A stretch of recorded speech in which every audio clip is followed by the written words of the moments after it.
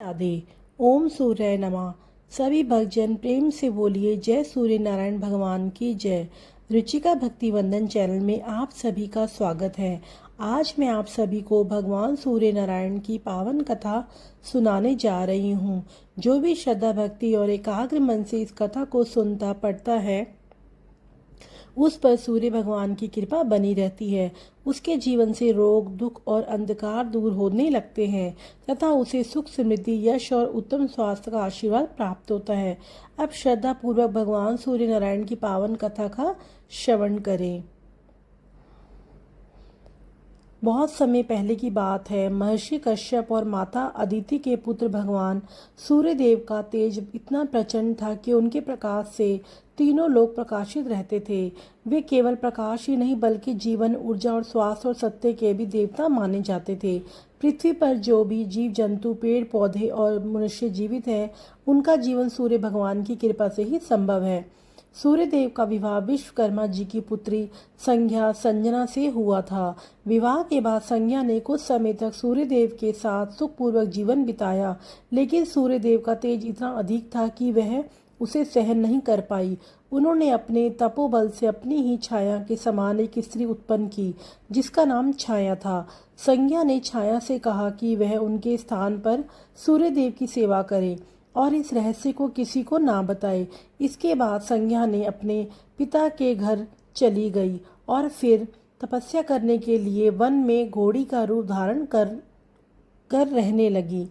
छाया सूर्यदेव की सेवा करती रही। उसने शनिदेव और तप्ती का जन्म हुआ।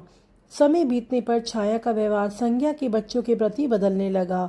एक दिन यमराज ने क्रोधित होकर छाया को कुछ कह दिया। छाया ने उन्हें श्राप दे दिया। तब यमराज को आश्चर्य हुआ कि उनकी माता ऐसा कठोर श्राप कैसे दे सकती है। उन्होंने सूर्यदेव को पूरी बात बताई। सूर्यदेव ने ध्यान लगाया और उन्हें सच्चाई का पता चला कि उनके साथ रहने वाली स्त्री संज्ञा नहीं बल्कि उनकी छाया है। सूर्यदेव तुरंत विश्वकर्मा जी के पास पहुंचे।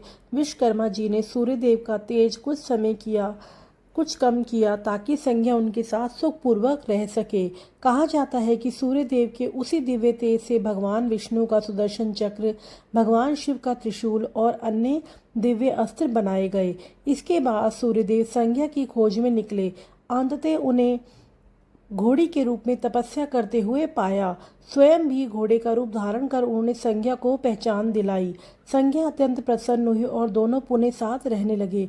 बाद में उनके यहाँ अश्वनी कुमारों का जन्म हुआ जो देवताओं के वेद कहलाए। इस कथा से हमें यही शिक्षा मिलती है कि सत्य कभी छिपा नहीं रहता। धैर्य प्रेम और विश्वास से हर कठिनाइयों का समाधान निकलता है। साथ ही भगवान सूर्य की उपासना करने से मनुष्य को स्वास्थ्य आत्मविश्वास यश ऊर्जा और दीर्घायु का आशीर्वाद प्राप्त होता है। तो बोलिए सूर्य भगवान नारायण की जय। तो चलिए अब हम शुरू करते हैं सूर्य भगवान की आरती। ओम जय सूर्य भगवान जय हो दीन दयाल भक्त जनों के संकट क्षण में करते टाल। सात घोड़ों के रथ पर विराजे दीन रैना हाथों में कमल धरे जग में फैले चना।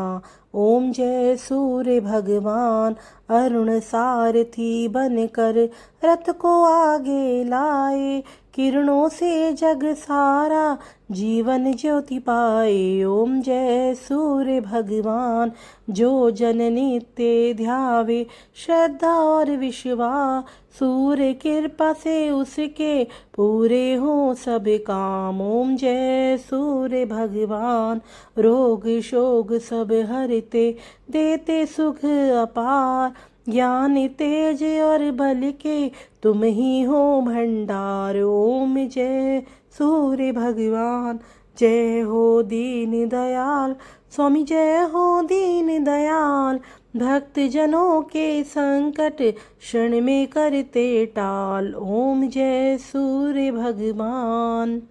बोले सूर्य भगवान की जय। सभी भक्तों पर सूर्य भगवान की कृपा बनी रहे। ओम सूर्य नमः ओम सूर्य नमः ओम सूर्याय नमः ओम सूर्याय नमः ओम सूर्याय नमः ओम सूर्याय नमः, ओम सूर्याय नमः, ओम सूर्याय नमः, ओम सूर्याय नमः, ओम सूर्याय नमः, ओम सूर्याय नमः, ओम सूर्याय नमः, ओम सूर्याय नमः, ओम सूर्याय नमः। तो यहीं पर समाप्त होती है हमारी सूर्य भगवान की कथा।